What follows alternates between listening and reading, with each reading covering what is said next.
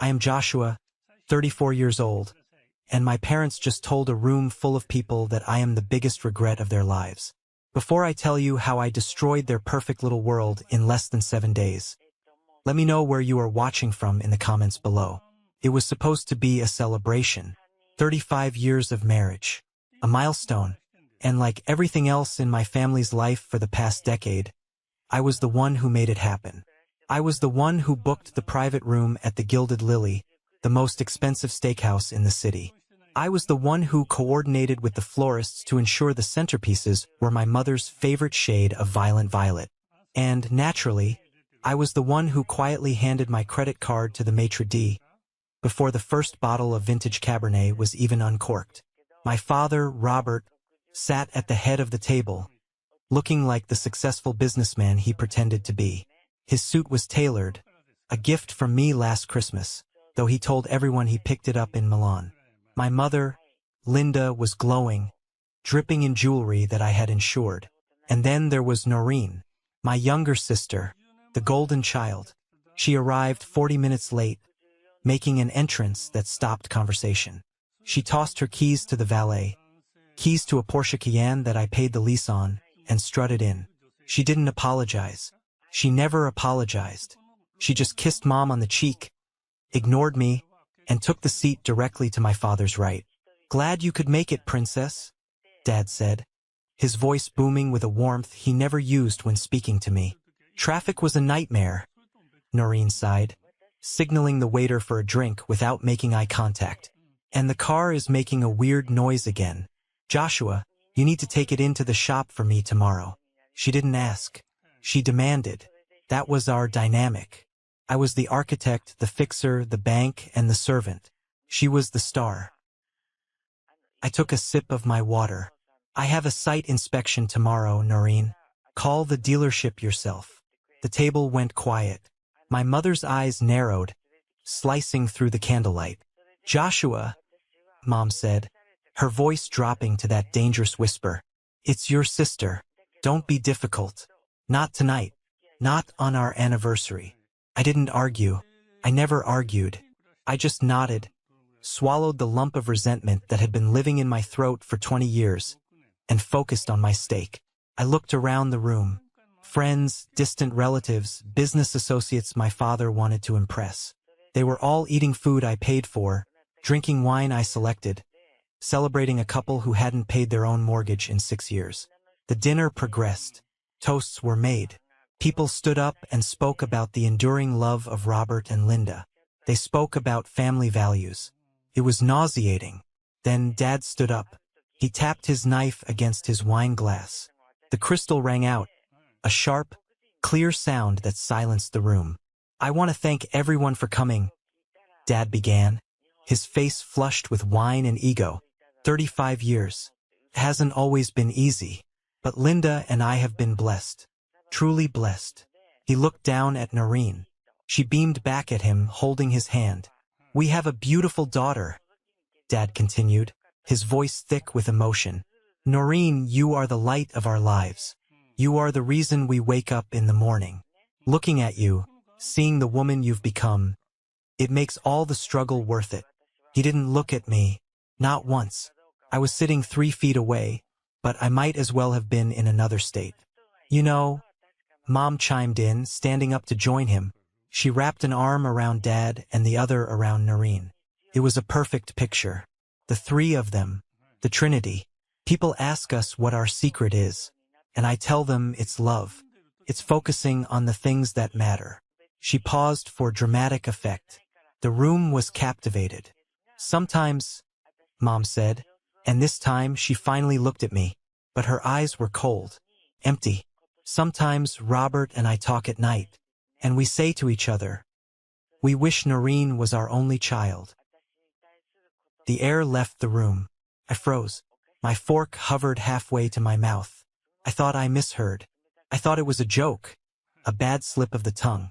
But then Dad nodded, laughing a little. "It's true. Life would have been so much simpler. Perfect, really. Noreen is everything we ever wanted." Noreen smirked. It wasn't a smile of embarrassment. It was a smirk of victory. She looked right at me, eyebrows raised, as if to say, finally, they said it out loud. The guests didn't cheer. There was an awkward ripple of nervous laughter, a few coughs. My Aunt Sarah, sitting across from me, looked down at her plate, her face turning red. She knew. Everyone knew I was the one who funded this charade. But nobody said a word. My heart hammered against my ribs like a trapped bird. We wish Noreen was our only child. The sentence hung in the air, heavy and suffocating. It wasn't just an insult. It was an erasure. 34 years of trying to please them. 34 years of good grades, a scholarship to architecture school so they wouldn't have to pay, building a firm from the ground up, paying off their debts, buying their house, leasing their cars. All of it. Erased. In their minds, I wasn't just a disappointment. I was a mistake. An obstacle to their perfect fantasy with Noreen. I carefully placed my fork down on the china. Clink. The sound was soft, but in the silence of my own head, it sounded like a gavel coming down. Judgment Day. I looked at my father. He was already pouring more wine, oblivious to the hole he had just blown through my chest. I looked at my mother. She was fixing Noreen's hair, doting on her. I didn't cry. 10-year-old Joshua would have cried. 10-year-old Joshua would have begged to know what he did wrong. But I wasn't 10 anymore.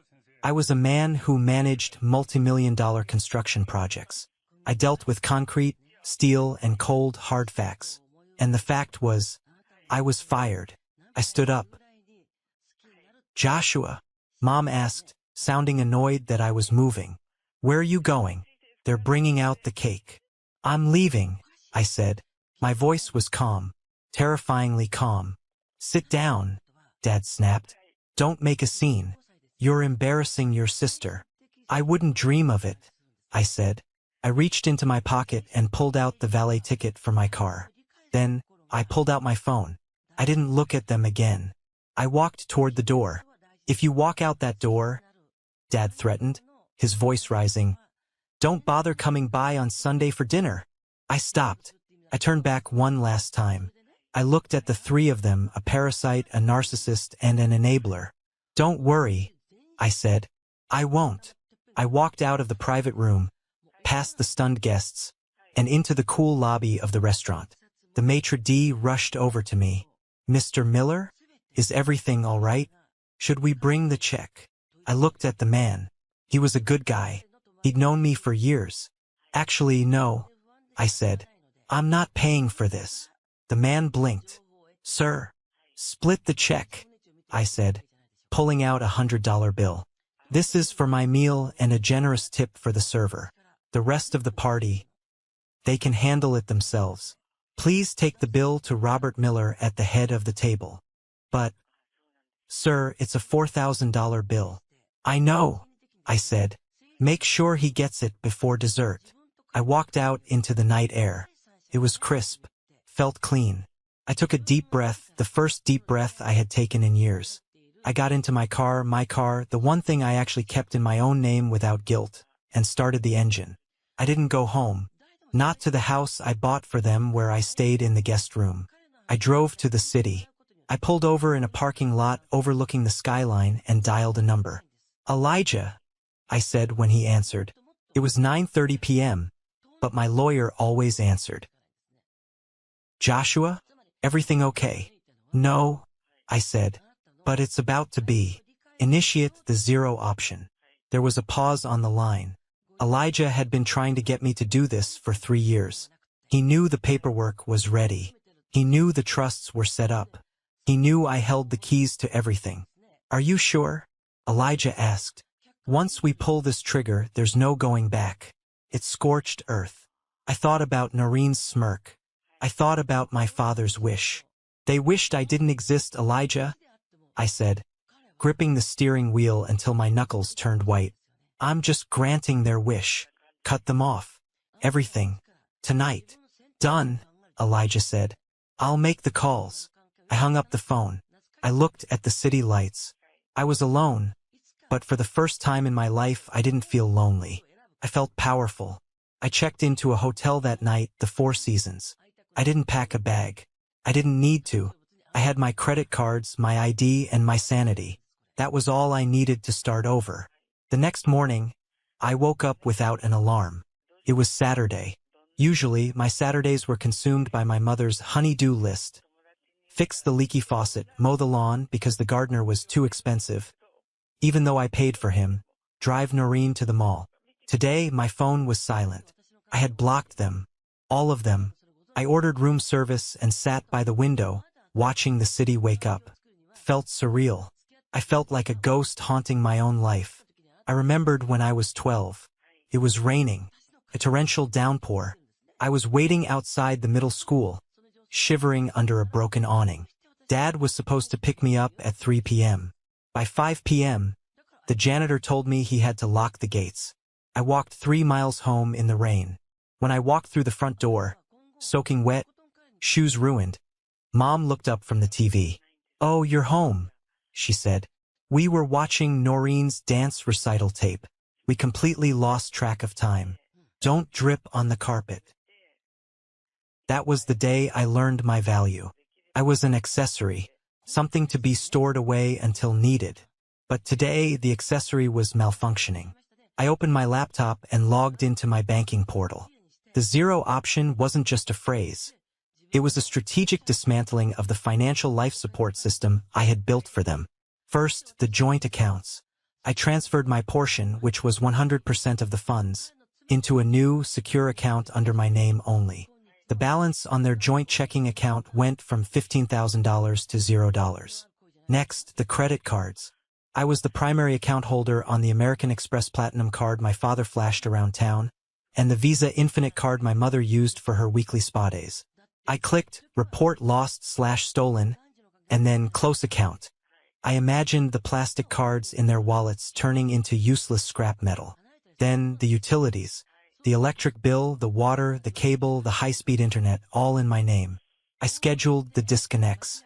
Since it was the weekend, the physical shut-off wouldn't happen until Monday. But the internet? That was digital. I logged into the provider's site and hit Cancel Service Effective immediately. I took a sip of fresh coffee. Tasted like justice. Around noon, my secondary phone, the work line they didn't think to call often, buzzed. I let it go to voicemail. Then it buzzed again. And again. I checked the transcription. It was Noreen. "Josh, where the hell are you? The Wi-Fi is down and I can't stream my show. And Dad is freaking out because his card got declined at the gas station. He had to pay cash. It was so embarrassing. Fix it. Fix it. Not please. Not are you okay?" I typed a reply. My fingers hovered over the keys. I wanted to scream. I wanted to write a novel about how much I hated them. But indifference was the weapon. I wrote, "Ask Mom and Dad. I'm not your brother anymore. Remember? I'm the child they never wanted." I hit send. Then I blocked her number on that phone too. By Sunday evening, I had signed a lease on a penthouse apartment downtown. It was sleek, modern, with floor-to-ceiling windows. It was the kind of place a successful 34-year-old architect should live in. Not a guest room in his parents' house surrounded by high school trophies that weren't his. I stood in the empty living room. It was quiet, peaceful. Then my email pinged. It was an automated notification from the security system at the parents' house. I still had administrative access. I hadn't cut that yet because I needed to see.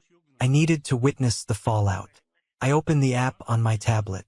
The camera feed from the living room loaded. They were all there. The lights were still on, but the tension was palpable. Dad was pacing back and forth, holding a stack of unopened mail I had left on the counter before the party. Bills I usually just paid without showing them. "He can't just do this," Dad yelled, throwing an envelope onto the coffee table. "It's illegal. It's abandonment. He's just throwing a tantrum," Mom said, dismissing him. She was filing her nails, but her hand was shaking. "He'll be back by tomorrow. He always comes back. He needs us. Who else would love him? The audacity. Who else would love him?" "I tried to buy groceries," Mom continued, her voice trembling slightly. "The card was declined, Robert. The cashier looked at me like I was a pauper. I had to put back the wine." "It's a glitch," Dad insisted. I'll call the bank on Monday and have his head on a platter. He thinks he can control us with money? I'm the head of this household. Noreen was on the sofa, scrolling frantically on her phone using her data plan. My data is almost capped. Why hasn't he fixed the Wi-Fi? This is abuse. He's literally abusing us. I watched them on the screen. These three people who supposedly loved me. They weren't worried about where I was. They weren't worried if I was hurt or dead. They were worried about wine, groceries, and Wi-Fi. I felt a final tether snap inside me. The guilt, the obligation, the lingering hope that maybe, just maybe, if I tried harder, they would see me. It all vanished. I tapped the microphone icon on the app. The security camera had a two-way audio feature. I can hear you, I said into the tablet. On the screen, they all jumped. Dad spun around, looking for the source of the voice. Joshua. Mom looked at the ceiling. Joshua, stop this nonsense right now. Come home and apologize. I'm not coming home, I said. My voice amplified through the speaker in their living room. And I'm not fixing the glitch. There is no glitch. The accounts are closed. The money is gone. You wanted Noreen to be your only child? Congratulations. You're on your own. You ungrateful brat. Dad screamed at the camera. After everything we did for you, we gave you life. And I gave you a lifestyle, I countered. But the subscription has expired. You can't do this. Noreen shrieked. I have a hair appointment on Tuesday. Who's going to pay for it? Get a job, Noreen, I said. I'm calling the police, Dad threatened. Go ahead, I said. Tell them your adult son stopped paying your bills. See how that works out for you. I pressed the button to disable the user accounts for the security system, locking them out of the app, but keeping my own access. Then I turned off the tablet. I sat in the dark of my new penthouse. I felt lighter, but I knew this was just the beginning. Monday was coming, and Monday meant the real world was going to crash into them like a freight train. Monday morning arrived with the subtlety of a sledgehammer. I was at my office by 7 a.m. My firm, Miller & Associates, was my sanctuary. I had built it from nothing, despite my father telling everyone he consulted for me. The truth was, he couldn't read a blueprint if his life depended on it. I sat at my desk, reviewing the structural plans for a new museum we were bidding on. But my mind was on the checklist Elijah and I had drafted. Item 3, the assets. At 9:30 a.m., my phone buzzed. It was a text from Aunt Sarah. Josh, honey, are you okay? Your mom called me screaming. She says you stole their money. I told her that was impossible, but she's hysterical. I texted back, I didn't steal anything, Aunt Sarah. I just stopped giving them mine. I'm fine. Better than fine. At 10 a.m., the first real blow landed. I had arranged for the lease on Noreen's Porsche to be terminated. Technically, it was a voluntary repossession because I, the leaseholder, requested it.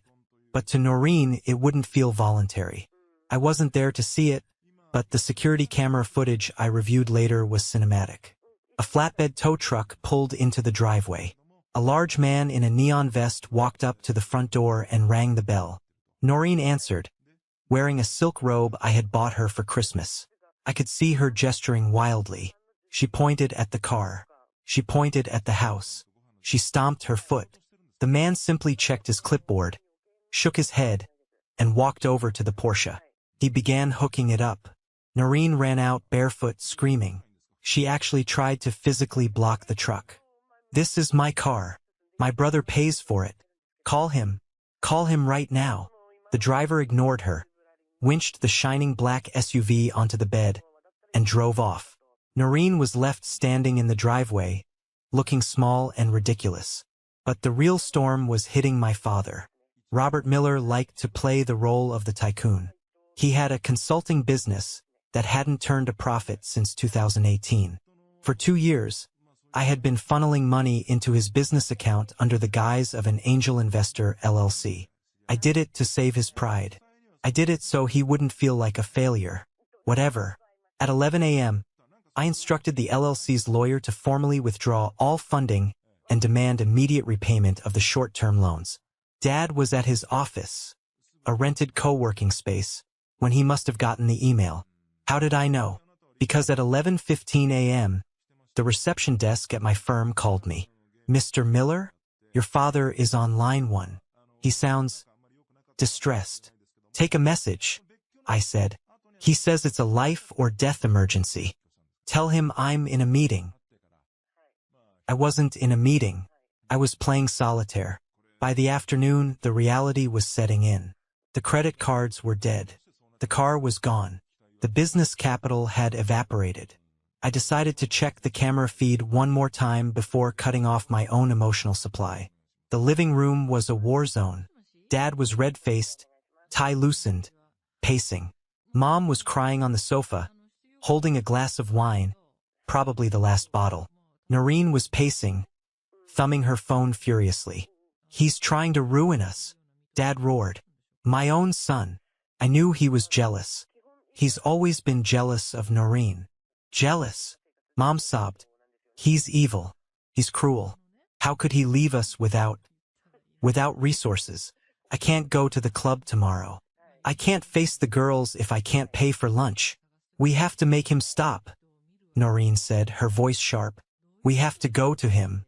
Force him to sign the checks. He's weak, Dad. You know he's weak. He always caves if you yell loud enough. You're right, Dad said, slamming his fist into his hand. He's hiding at his office. Coward. We're going down there. Tomorrow morning. We'll make a scene. He hates scenes. He'll pay anything to make us shut up.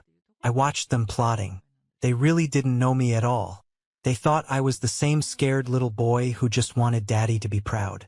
They didn't realize they were dealing with a man who negotiated contracts with steel unions and city planners. They were bringing a knife to a nuclear war. I picked up my office phone. Susan, cancel my appointments for tomorrow morning. And tell security we might have some uninvited guests.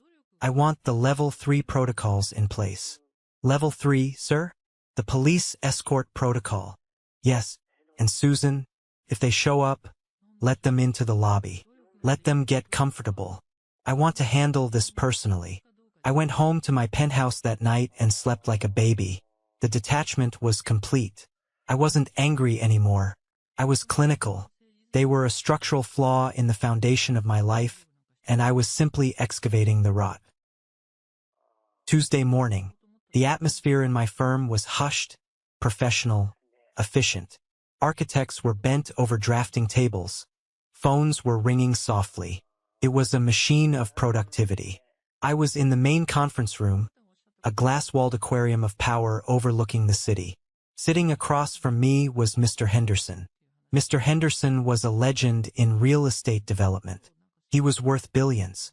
He was also the closest thing I had to a father figure, though I'd never tell him that. We were finalizing the contract for the Skyline Tower, the biggest project of my career. Your designs are bold, Joshua, Henderson said, tapping the blueprints. I like bold, but are you sure you have the bandwidth? I hear rumors of family troubles. News traveled fast in our circles. Structural stress tests are part of the job, Arthur, I said smoothly. My foundation is solid. The distractions are being removed as we speak. As if on cue, the elevator doors in the lobby chimed. Through the glass walls, I saw them. Dad was wearing his power suit, but it looked rumpled. Mom was wearing sunglasses indoors, trying to look like a celebrity but looking more like a hangover victim. Noreen was trailing behind them, looking furious, holding her phone up as if she were recording for TikTok. They marched past the reception desk. Susan, my receptionist, stood up.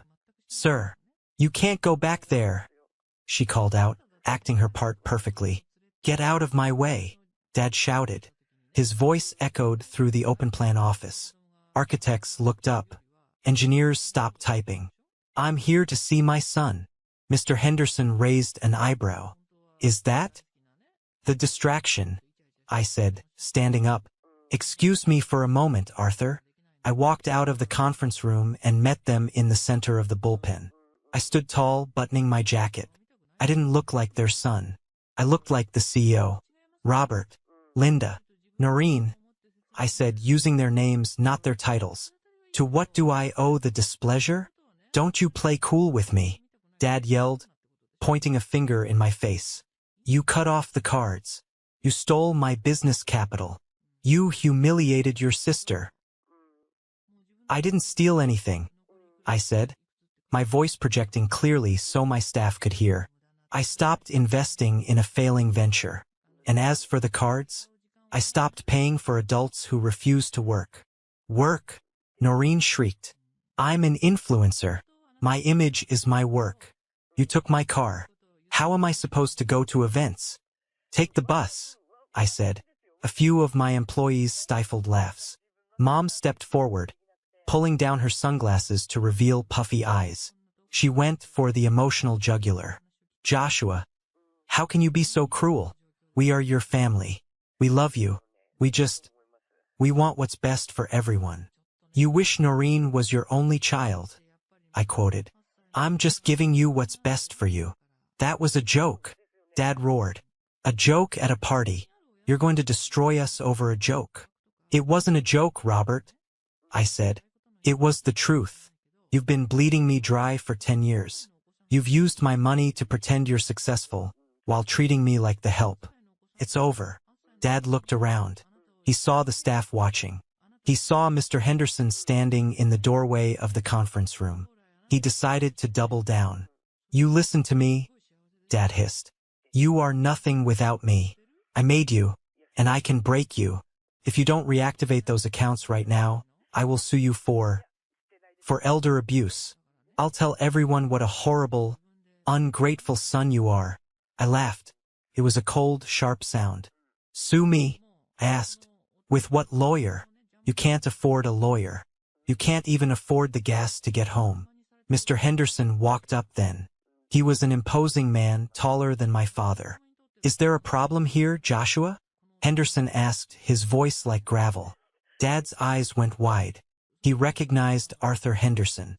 Everyone knew Henderson. Dad instantly shifted gears, putting on his fake charm. Mr. Henderson, Robert Miller, pleasure. I'm just having a little dispute with my son here. You know how it is, family business. He extended his hand. Henderson didn't take it. He looked at Dad's hand, then at his face with pure disgust. I don't know how it is, Henderson said, because I respect my children, and I respect Joshua. He's one of the finest men I know. If you are harassing him, you are harassing me. Dad's hand dropped. He shrank. He looked small. Now, I said, checking my watch, I have a skyscraper to build. Security? 2 uniformed guards stepped forward. They weren't the regular lobby guys. These were the hired muscle I brought in. Escort these trespassers out, I ordered. If they return, call the police. You can't do this, Mom wailed as a guard took her elbow. This is our son's office. I'm not your son, I said, turning my back on them. I'm just the bank, and the bank is closed. Noreen tried to lunge at me, screaming obscenities, but the guard blocked her easily. As they were dragged toward the elevators, kicking and screaming, the entire office was silent. Then, as the elevator doors closed on their contorted, angry faces, someone started clapping, then someone else. Soon, the whole office was applauding. I looked at Mr. Henderson. He offered me a rare smile. Good man, Henderson said. Never let anchors drag down the ship. Now, where were we on the steel reinforcements? We went back to work. I felt a vibration in my pocket. It was a text from Elijah. Phase 1 complete. Phase 2 is ready. The eviction notice is being served on Friday. I smiled. The office confrontation was just the appetizer. The main course was coming, and it was going to be served cold. Friday came, the day of reckoning. I knew exactly what time the process server would arrive at the house. 4 p.m. I wanted to be there. Not physically, that would be dangerous, but virtually. And I wanted to deliver the news myself. I drove to Elijah's office. We sat in his conference room, a camera set up to record the video call I was about to make. At 4:05 p.m., my phone blew up. Dad, Mom, Noreen, calling simultaneously. I answered a FaceTime call from Dad. I projected it onto the big screen. Dad's face filled the monitor. He was purple with rage. He was standing in the foyer of the house with the marble floors I paid for, the crystal chandelier I bought. "What is this?" Dad screamed, shaking a sheaf of papers at the camera. "Some guy just handed me an eviction notice. An eviction notice. For my own house." "It's not your house, Robert," I said calmly. "Are you insane?" Mom's face appeared next to his. She looked terrified. "We've lived here for 20 years. It's our home." "Read the deed, Mom," I said. "I know what the deed says," Dad yelled. "It says Miller Family Trust. That's me. I'm the Miller family." "No," I said. "Elijah, would you explain it to them?" Elijah leaned into the frame, adjusting his glasses. "Mr. and Mrs. Miller, 10 years ago, when your business was facing bankruptcy, you were about to lose the house to the bank. You remember that?" Dad went quiet. Of course he remembered. He had begged me to help. "Joshua stepped in," Elijah continued. "He bought the debt. He paid off the bank. And in exchange, the title was transferred to the Miller Family Trust. You assumed you were the beneficiaries." "We are," Dad insisted. "Actually," Elijah said, opening a file, "the sole beneficiary of the Miller Family Trust is Joshua Miller. You were listed as tenants at will. That means you live there at the pleasure of the owner. And the owner has decided to terminate your tenancy." Silence. Absolute, crushing silence. I watched their faces crumble. They looked at the papers, then at the phone, then at the walls of the house they thought they owned. You own the house?" Noreen asked, her voice trembling. She was standing in the background. "So, you can just kick us out?" "I can," I said. "And I am. You have 72 hours to vacate the premises. Anything left behind will be considered abandoned property and thrown in a dumpster." "Where are we supposed to go?" Mom cried, tears streaming down her face, ruining her makeup. "We have no money. We have no credit. You can't do this to your parents." "Why not?" I asked. "You wished Noreen was your only child. If Noreen was your only child, who would have saved the house 10 years ago? No one. You would have been on the street back then. I just gave you a 10-year extension. You're welcome." "Joshua, please," Dad begged. His pride was gone. He was pleading now. "Son, don't do this. We're old. We can't start over. We're sorry." "Okay. We're sorry about the toast. It was stupid. We didn't mean it." "You meant it," I said. "You meant every word. You just didn't think there would be consequences." "I'll do anything," Dad said. "I'll put you in the will. I don't want your will," I snapped. "I have 10 times the money you ever had. I don't want your money. I wanted a father. I wanted a mother. But those positions are vacant." I leaned into the camera. "Pack your bags. Leave the keys on the counter. And if you steal so much as a light bulb, I will prosecute you for theft. Do you understand?" Dad looked at me with pure hatred. The mask was back on. "You will rot in hell for this." "Maybe," I said, "but at least I'll own the building." I ended the call. I sat back in the chair. My hands were shaking, not from fear, but from the adrenaline of finally cutting the cord. Elijah poured me a glass of whiskey. "You okay?" "I'm free," I said. Author's note. This is the moment that changed everything, when I finally took back control of my life. Thank you for being patient with me this far. You are amazing. Please help me by liking this video and commenting 1 below, so I know you've journeyed with me to this point. This not only helps more people find this story, but it lets me know that my experiences mean something to someone. Your support is the biggest motivation for me to continue sharing the rest of this journey. The weekend of the move was a spectacle. I hired a moving crew for them. Not because I was kind, but because I wanted them out fast and I didn't want them damaging my property. I also hired off-duty police officers to supervise. I didn't go. I couldn't bear to watch the physical dismantling of my childhood home. But Aunt Sarah did. She went to help. but mostly she went to report back to me. She met me for coffee on Monday morning. "It was awful, Josh," she said, shaking her head, though I could see a hint of grim satisfaction in her eyes. "Your mother was trying to take the curtains, the drapes. The officer had to tell her they were fixtures and belonged to the house. She screamed that she picked them out. He told her she didn't own them. And Dad, he just sat in his chair until the movers literally picked it up with him in it," Sarah said. "He kept muttering about how he was going to sue you. But then," she paused, "then he tried to call his friends, asking for a place to stay. Just for a few days, he said." "Let me guess," I said. "Everyone was busy. Suddenly, the whole town is fully booked," Sarah smirked. "People talk, Josh. They know what happened at the restaurant. They know you cut them off. And without your money backing them, nobody wants to be around Robert and Linda. They're toxic assets." "Where did they go?" I asked. "A 2-bedroom apartment on the south side, near the industrial park." I nodded. I knew the complex. It was safe, but it was ugly. Thin walls, stained carpets, smell of boiled cabbage in the hallways. A far cry from the marble floors and vaulted ceilings they were used to. "And Noreen," Sarah laughed. "Oh, that's the best part. Carter dumped her." Carter was Noreen's boyfriend of the month. A wannabe model who only dated her because she bought him things, with my money. "He showed up to help them move," Sarah recounted. "He took one look at the rental truck, asked Noreen where the Porsche was, and when she told him it was repossessed, he literally laughed. He told her, 'I don't date broke girls,' and drove off." "Ouch," I said. "She had a meltdown in the front yard, screaming that you ruined her love life. But honestly, Josh, you saved her from a gold digger. Not that she sees it that way." The weeks that followed were quiet for me, but loud for them. I didn't have to check the cameras anymore. I had blocked them everywhere.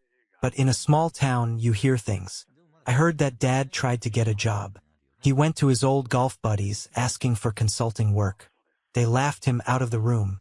He ended up taking a job as a greeter at a hardware store. It was honest work, but for a man like Robert Miller, it was a fate worse than death. I heard Mom tried to keep up appearances. She went to her usual hair salon, but when her card was declined again, they asked her to leave. She ended up buying box dye from the drugstore. Her hair turned a tragic shade of orange. And Noreen, she had to get a job at a diner. A real job, standing on her feet, serving coffee to truckers, getting yelled at for cold eggs. I drove past once just to see. I saw her through the window, wearing a stained apron, looking exhausted. She looked miserable, but she also looked real. For the first time in her life, she was actually doing something. The biggest fallout, however, was between them. Without me as the common enemy to exploit, and without my money to smooth over the cracks, they turned on each other. A neighbor at their apartment complex, a friend of a friend, told me the police were called twice for noise complaints. Screaming matches. "It's your fault we're here," Dad would yell. "If you hadn't spoiled Noreen, Joshua wouldn't have snapped." "My fault," Mom would scream back. "You're the one who made that stupid toast. You're the one who insulted him to his face." "I hate you both," Noreen would chime in. "You promised me I'd be taken care of. You lied." They were eating each other alive. I sat in my penthouse, looking over the blueprints for the Skyline Tower. My life was calm. My bank account was growing. My career was soaring. I missed having a family. I missed the idea of Sunday dinners. But I realized I was mourning a fantasy. The reality was what was happening in that cramped apartment on the south side. I had cut out the cancer. It left a scar, sure, but at least the patient was going to survive. Dui de la fan 7 va fan 8 qua ka chuyen. Duok viet teep noi lean mok voice 6 fan truok bang tiang on my. Dam bao kak tu chi ve cam suck. Du dai va tin kich tin ma ban yu ka. Time is a funny thing. When you are suffering, a day feels like a decade. But when you are free, a year goes by in the blink of an eye. It has been exactly 12 months since the family party at the Gilded Lily. 12 months since I walked out, 12 months since I cut the financial umbilical cord, and 12 months since I started breathing oxygen instead of guilt. Tonight, I was standing on the rooftop terrace of the Skyline Tower. My building, was finally complete. It pierced the clouds, a jagged shard of glass and steel that reflected the city lights below. It was bold. It was unapologetic. It was everything I had been too afraid to be for 34 years. The launch party was in full swing. But unlike the dinner with my parents, this wasn't a gathering of sycophants and debt-ridden pretenders. These were titans of industry, city officials, and artists. And they were here for me. Joshua, a deep voice rumbled beside me. It was Arthur Henderson. He held 2 flutes of champagne, offering one to me. You did it, son. You actually did it. I took the glass, the cold condensation grounding me. We did it, Arthur. You took a risk on me when my own blood was betting against me. Arthur took a sip, looking out over the railing. Blood is biology, Joshua. Loyalty is a choice. Never forget that. I smiled. It was a lesson I had learned the hard way. My phone buzzed in my tuxedo pocket. For a split second, a phantom anxiety gripped my chest. The old reflex of thinking it was Mom demanding money or Noreen screaming about a broken nail. But that life was gone. I checked the screen. It was Elijah. Security alert at the front desk. You need to come down. Quietly. My stomach tightened. I excused myself from Arthur and took the private elevator down to the lobby. The silence of the descending car gave me a moment to armor myself. I adjusted my cufflinks. I checked my reflection in the mirrored walls. I wasn't the scared boy anymore. I was the CEO of Miller and Associates. When the doors opened, I saw the commotion near the entrance. 2 security guards were blocking a woman. She was small, frail-looking, wearing a coat that was clearly too thin for the autumn chill. Her hair, once dyed a perfect, expensive blonde, was now a dull gray, pulled back in a messy bun. It was my mother, Linda. I hadn't seen her in a year. The shock of her appearance almost knocked the wind out of me. She looked 10 years older. The haughty, perfectly manicured woman who used to preside over the country club was gone. In her place was someone tired, worn down by the friction of a life without a cushion. I signaled the guards to stand down but stay close. I walked over. "Hello, Mother," I said. My voice was steady, devoid of the anger I thought I would feel. Instead, there was just a hollow sadness. She looked up, her eyes filled with tears, the same weaponized tears she had used to manipulate me for decades. But this time, the desperation in them looked real. "Joshua," she choked out, reaching for my hand. I stepped back. Her hand fell to her side, trembling. "Oh, look at you. You look magnificent, like a king." "What do you want, Linda?" I asked. "You're not on the guest list." I know, she stammered, wringing her hands. I saw the news. The building is beautiful. I wanted to see it. I wanted to see you." "You've seen me," I said. "Now, please leave before you cause a scene." "I can't leave," she burst out, her voice rising to that hysterical pitch I knew so well. "Joshua, please, you have to listen. It's your father. He's sick." I felt a twinge in my chest. "Sick? His heart," she sobbed. "The stress, the move, working at that awful hardware store, standing on his feet all day. He collapsed last week. The doctors say he needs surgery. A bypass. It's expensive, Joshua. We don't have insurance. The state aid has a waiting list of 6 months. He doesn't have 6 months."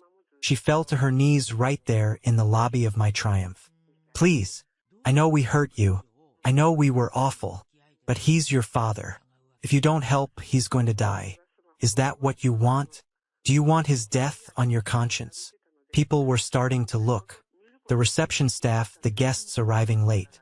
It was the perfect trap. Public humiliation mixed with moral blackmail. The old Linda Miller special. For a moment I wavered. I looked at this broken woman on the floor.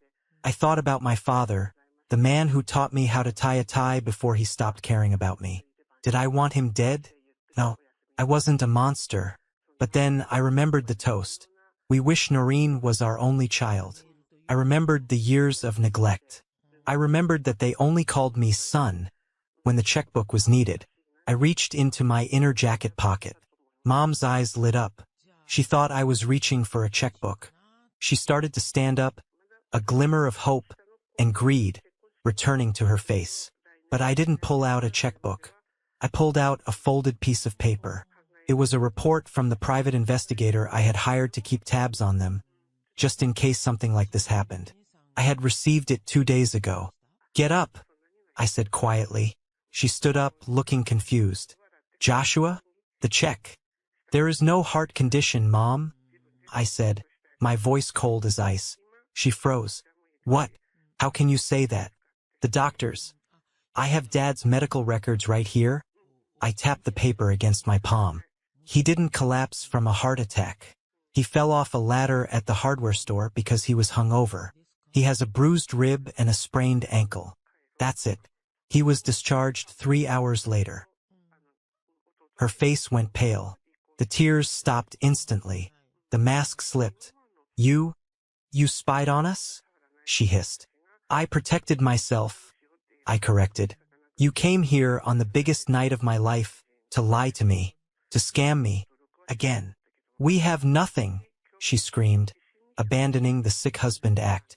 We are living in a rat hole. We are eating canned soup, while you live in a penthouse and drink champagne. It's not fair. You owe us. We raised you. You didn't raise me, I said, stepping closer, my voice low and dangerous. You endured me, and then you exploited me, and now you're irrelevant to me. I signaled the guards. They stepped forward, their shadows falling over her. I have one thing for you, I said. I reached into my other pocket and pulled out a glossy brochure. I pressed it into her hand. What is this? She asked, looking at the picture of a smiling nurse on the cover. It's a brochure for Sunny Meadows, I said. It's a state-subsidized nursing home. I sit on the board of directors. It's clean, safe, and they have excellent social workers who can help you and Dad navigate your new reality. She stared at the brochure as if it were toxic waste. A nursing home? You want to put us in a home? I'm not putting you anywhere, I said. I'm giving you information. If you can't pay your rent, this is your best option. It's the only help you will ever get from me. I hate you, she shrieked, throwing the brochure at my chest. I wish you were never born. I know, I said, brushing the paper off my tuxedo. You made that very clear last year. Now, get out. The guards took her arms. She struggled, screaming obscenities, cursing my name, cursing the building, cursing the world. But as they dragged her through the revolving doors and out into the cold night, I didn't feel shame. I didn't feel guilt. I felt lighter than air. I turned back to the elevators. The receptionist, a young woman named Sarah, ironically, looked at me with wide eyes. Mr. Miller, are you okay? I adjusted my jacket. I checked my reflection again. The man in the mirror was smiling. A real, genuine smile. I'm perfect, Sarah, I said. I'm absolutely perfect. I went back up to the roof. The party was louder now. The music was thumping. I found Arthur again. He looked at me, saw the look in my eyes, and nodded. He didn't ask. He knew. I walked over to the edge of the roof and looked down at the city. Somewhere down there, in the grid of lights, my parents and sister were living the consequences of their actions. They were struggling, yes, but they were also free. Free to sink or swim on their own merits. And I was free to fly. Later that night, after the guests had left, I received a text message. It wasn't from my parents. It was from Noreen. I hesitated before opening it. I hadn't spoken to her since the eviction. The message was a picture. It was a selfie. She was wearing a diner uniform, her hair tied back in a net. She looked tired. There were no filters, no makeup, but she was smiling a little. In her hand, she held a pay stub. The caption read, First promotion. Shift supervisor. It's not a Porsche, but I earned it. Don't worry, I'm not asking for money. Just thought you should know. I stared at the photo. For the first time in 28 years, I saw my sister. Not the golden child. Not the parasite. Just a human being trying. I didn't reply. I wasn't ready for that. Maybe I never would be. But I didn't block her either. I put the phone away and walked to the center of the empty ballroom. The floor-to-ceiling windows framed the moon. I started to laugh. It started as a chuckle, then grew into a belly laugh that echoed off the glass walls. I had won. Not just the game or the money or the house. I had won my life. 2 weeks after the opening of the Skyline Tower, I decided to take a drive. I went down to the garage of my building. Parked in the reserved spot wasn't a practical sedan or a showy SUV. It was a vintage 1967 Mustang Fastback, painted a deep, midnight blue. It was the car I had dreamed of since I was 16. Back then, I had a poster of it on my wall, right next to the drafting table where I did my homework while Noreen was out partying. Dad used to make fun of that poster. "Dream on, kid," he'd say. "You'll be driving a minivan like the rest of the drones." I ran my hand over the cold metal of the hood. I had restored it myself over the last 6 months. Every weekend, instead of fixing my parents' leaky roof or mowing their lawn, I was in a private garage, grease under my fingernails, rebuilding the engine. It was my therapy. It was my meditation. I turned the key. The engine roared to life. A guttural mechanical growl that vibrated through the steering wheel and into my bones. I drove out of the city, heading west toward the Pacific Coast Highway. The drive was hypnotic. The ocean on one side, the cliffs on the other. The sun was setting, painting the sky in strokes of orange and purple. I rolled the windows down.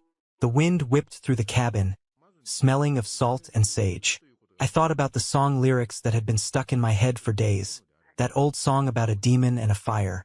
The demon is me, hide and seek. For so long, I had believed I was the demon. My parents had convinced me that my desire for boundaries was selfishness, that my need for respect was arrogance, that my refusal to be their doormat was a betrayal of the family covenant. I had hidden my true self, the ambitious, creative, powerful part of me, because I thought it was ugly. I thought it was unlovable. But as the wind roared in my ears, I realized the truth. The demon wasn't me. The demon was the lie. The lie that said love is transactional. The lie that said you owe your life to the people who gave birth to you, even if they treat you like livestock. I pulled over at a scenic overlook. I killed the engine and sat in the silence, listening to the waves crash against the rocks below.